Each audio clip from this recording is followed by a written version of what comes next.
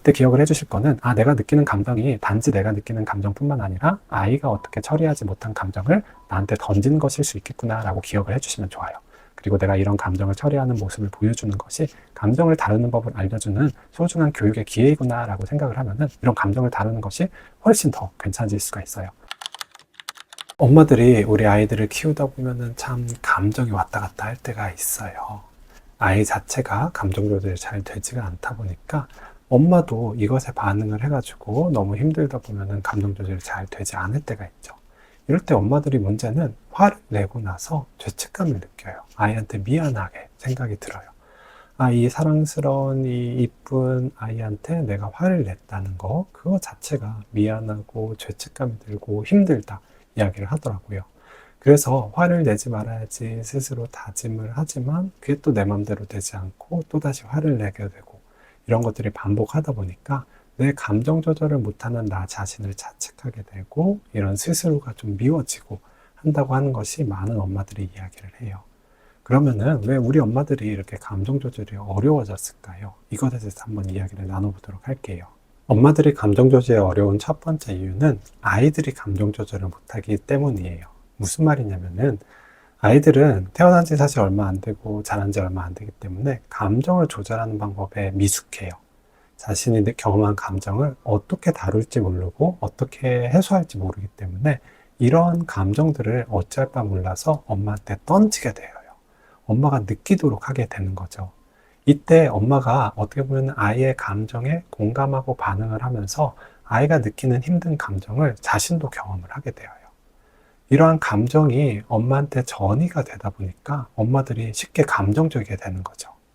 아이의 날 것의 이런 감정들이 엄마한테 생생하게 전달이 되는 거죠. 남자들의 경우에는 사실 비교적 어떻게 보면 공감 능력이 떨어지다 보니까 이런 것들이 전달이 비교적 덜 되는 데 반해서 여성분들의 경우에는 워낙 공감 능력이 뛰어나다 보니까 이런 아이들의 생생한 날것의 감정들이 엄마들한테 잘 전달이 되어요. 그렇기 때문에 엄마들이 감정적으로 더 쉽게 느끼고 더 쉽게 지칠 수밖에 없게 되어요. 내가 감정적으로 여유가 있고 힘들지 않고 하다 그러면 아이들로부터 전해진 감정들을 내가 처리하고 쉽게 다루고 할 수가 있을 텐데 문제는 엄마도 힘들고 지쳐있는 상태에서 이런 감정들이 다가오게 되면은 나도 모르게 화가 나게 되고 짜증이 나게 되고 아이들한테 때로는 화를 내게 되는 거죠. 중요한 것은 이럴 때 기억을 해주셨으면 좋겠는 거는 아이들이 이런 자신이 처리하지 못한 감정을 부모한테 전달을 하고 부모가 이런 감정을 어떻게 처리하는지를 보고 감정을 다루는 방법을 학습을 한다는 거예요. 이때 기억을 해주실 거는 내가 느끼는 감정이 단지 내가 느끼는 감정뿐만 아니라 아이가 어떻게 처리하지 못한 감정을 나한테 던지는 것일 수 있겠구나 라고 기억을 해주시면 좋아요. 그리고 내가 이런 감정을 처리하는 모습을 보여주는 것이 감정을 다루는 법을 알려주는 소중한 교육의 기회이구나 라고 생각을 하면은 이런 감정을 다루는 것이 훨씬 더 괜찮아질 수가 있어요. 많은 경우에 이것을 이제 내 감정으로만 생각을 하다 보기 때문에 내가 왜 이런 감정이 들지? 내가 왜 이런 감정을 다루지 못하지? 라고 생각하면 자책하기 쉬운데 이것이 아이가 다루지 못하는 감정이 전달이 되는 거구나. 학습의 기회이구나 라고 생각을 하면은 훨씬 더 편안하게 이런 감정적인 상황을 대처할 수 있고 잘 성인답게 엄마답게 모습을 보여줄 수가 있다는 것을 기억을 해주셨으면 좋겠어요. 저 같은 경우에도 아이를 키우면서 돌보면서 정말 화가 날 때가 많았었던 것 같아요. 아이가 화가 나고 짜증나고 기분이 나쁠 때 이런 것들이 이제 부모한테도 어떻게 보면 드러나게 되는데 그럴 때 저도 이제 저 애가 왜 나한테 이렇게 버릇없이 어떻게 보면 이렇게 나한테 짜증을 부리지? 라는 것이 또 화가 나고 힘들 때가 있더라고요. 그럴 때 저는 이런 것들을 기억을 하는 것이 참 도움이 됐었던 것 같아요. 내가 이 감정을 어떻게 다루는지를 보여주는 것이 아이한테는 교육이나 학습의 기회가 될 수가 있겠구나 라고 생각하는 것이 저를 훨씬 더 편하게 감정을 다루는 데 도움이 되더라고요. 그리고 실제로 그런 감정을 다루는 모습을 보여준 것이 아이에게도 감정이란 이러한 감정은 이렇게 다루는 것이구나 라는 것을 학습할 기회를 제공을 해주는 것 같아요. 저에게도 도움이 됐기 때문에 여러분들한테도 도움이 될 거라고 기대를 하게 되어요. 엄마들이 무기력해지는 원인 중에 또 하나는 이러한 감정을 있는 그대로 보여줄 수가 없다는 면이에요. 엄마 역시 사람이거든요. 여러 가지 감정을 경험하고 때로는 힘들 때고 있고 화가 날 때고 있고 짜증 날 때가 있는데 이것을 있는 그대로 아이한테 보여주면 안 된다는 생각이 있다 보니까 이것을 참아야 돼요. 억눌러야 돼요. 문제는 우리 사람은 어떤 감정을 억누르는데 굉장히 많은 에너지를 소모를 하게 돼요. 그렇기 때문에 이런 감정을 지속적으로 억누르다 보면은 결국 지치게 돼요. 편도체라는 내부위가 여러 부정적인 감정을 경험하게 되는데 이 편도체를 억제할 수 있는 내부위가 전전두엽이라는 부위예요. 이 전전두엽이 그런데 이 감정을 계속 억제를 하다 보면 편도체의 활성을 억누르다 보면은 결국 지치게 되어요. 그러다 보면은 어느새 참아왔었던 화라든지 짜증이 한순간에 폭발을 하는 경우들이 있죠. 그렇기 때문에 이런 감정 조절의 어려움을 예방을 하기 위해서는 이런 감정을 그때그때 잘 해소를 하는 것이 필요해요.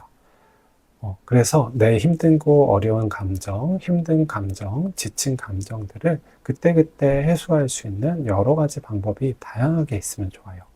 이것은 어떤 하나의 방법이 정답이 될 수는 없어요. 어떤 사람들은 운동을 하면서 이런 화나 짜증을 풀 수가 있고 어떤 사람은 누군가와 대화를 하면서 남편과 대화를 하면서 친구가 대화를 하면서 풀 수도 있어요.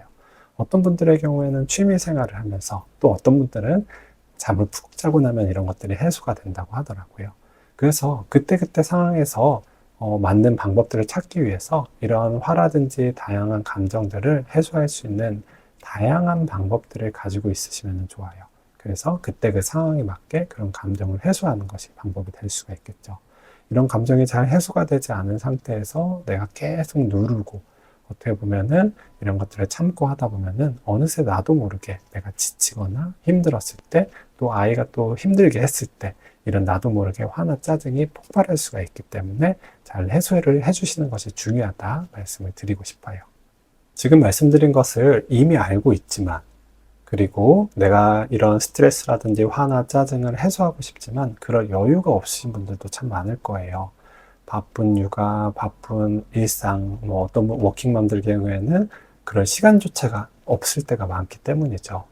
이런 분들에게는 저는 약물 치료에 대해서도 한번 꼭 생각을 해보셨으면 좋겠어요.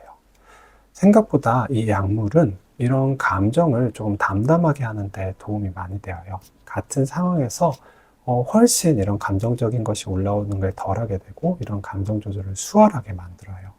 어떤 분들의 경우에는 이렇게 약을 먹게 되면 내 감정을 온전히 느끼지 못하게 되는 거 아닌가 혹은 약에 의존하게 되는 거 아닌가 라고 걱정을 하시는 분들이 있어요. 물론 감정이라는 거는 온전히 느끼는 것도 필요할 수도 있어요. 그런 감정을 온전히 느껴야지 이 감정을 일으키는 원인을 해결할 수 있기 때문이죠. 문제는 그런 상황 자체가 근본적으로 해결하기가 어려운 상황일 때 혹은 나의 화나 짜증을 해소할 만한 여유가 없는 상황에서는 약물은 참 효과적인 대안이 될 수가 있다는 거예요. 약에 의존하지 않을까 걱정하신 분들의 경우에는 아이들이 크면은 사실 이런 부담들이 굉장히 줄어들게 되어요. 그래서 그때까지는 조금 약의 도움을 받아보는 것도 어떨까 한번 의견을 드리고 싶어요.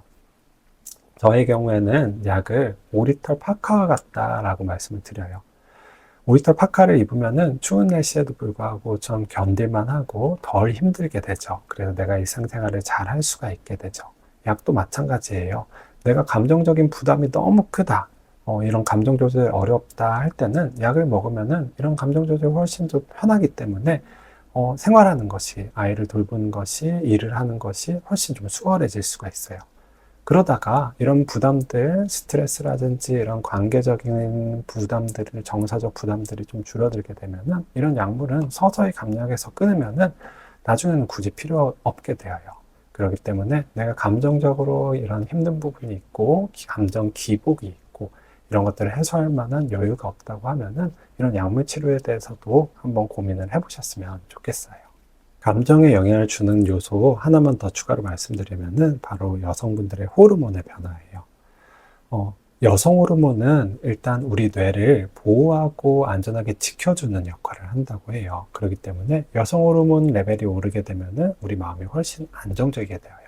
그런데 반대로 이런 여성 호르몬이 떨어질 때 우리 뇌가 이런 스트레스라든지 독성 물질에 좀 취약한 상태가 되어요. 그렇기 때문에 훨씬 감정 조절이 어려워질 수가 있어요. 여성의 경우에는 살면서 3번, 어떻게 보면은 이런 여성 호르몬이 떨어지는 시기가 존재를 해요. 첫 번째는 생리 직전, 두 번째는 출산 직후, 그리고 세 번째는 이런 환경에 따라서 여성 호르몬이 점점 떨어질 때가 있어요. 이때가 바로 여성분들이 힘들 때예요. 감정 조절이 어려워지고 불면이라든지 다른 신체 증상이 쉽게 나타나는 시기이죠. 그렇기 때문에 이런 시기에 내가 감정 조절이 어려워질 수 있다는 것을 기억을 하고 이때는 누군가의 도움을 받는 것이 필요해요. 가까운 사람에게 내가 생리 직전에 좀 힘들어질 수가 있기 때문에 이때는 나를 스트레스로부터 보호해달라. 혹은 내가 감정 기복이 있더라도 이해해달라. 이러한 이야기를 하고 도움을 받는 것도 중요할 것 같아요.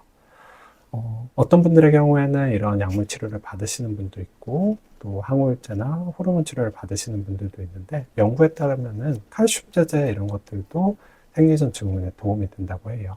그래서 약물적인 것은 좀 거부감이 있고 부담이 있으신 경우에는 칼슘 제제 같은 걸 복용을 하는 것도 이런 생리전 증후군을 줄일 수가 있기 때문에 참고하셨으면 좋겠어요.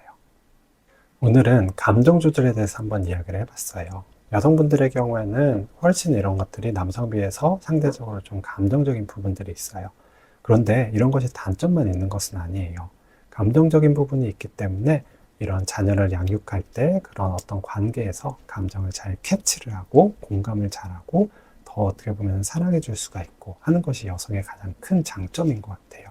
관계를 잘 꾸려나갈 수가 있는 거 여성분들의 큰 힘 중에 하나라고 볼 수가 있죠. 하지만 한편으로 이런 감정이 강한 부분들 때문에 내가 이런 감정 조절이 안 되는 것, 이런 것들 때문에 힘들 수가 있어요. 그렇기 때문에 이런 것들을 잘 이해를 하고 감정을 조절하는 데 도움이 받을 수 있는 팁 같은 것을 알고 계시면 도움이 될 것 같아요. 그리고 내 힘으로 이런 조절을 하는 게 어렵다. 혹은 감정 조절 때문에 무기력하거나 너무 지쳐간다. 그러면은 약물적인 치료라든지 전문적인 치료도 한번 고민을 해보셨으면 좋겠어요. 이런 치료를 받으신 분들이 훨씬 좀 편안해졌다. 나의 시간과 에너지를 더 다른 곳에 쓸 수가 있게 됐다. 자녀한테 쓸 수가 있고 나를 위해 쓸 수 있다. 라고 편안해졌고 좋아졌다라는 이야기를 해주실 때가 많아요. 그렇기 때문에 너무 힘드신 분들의 경우에는 꼭 한 번쯤 고민을 해보셨으면 좋겠습니다. 오늘도 여기까지 시청해주신 분들께 감사드리며 저는 또 다른 이야기들로 찾아뵙도록 하겠습니다. 이상으로 정신과 전문의 배종빈이었습니다. 감사합니다.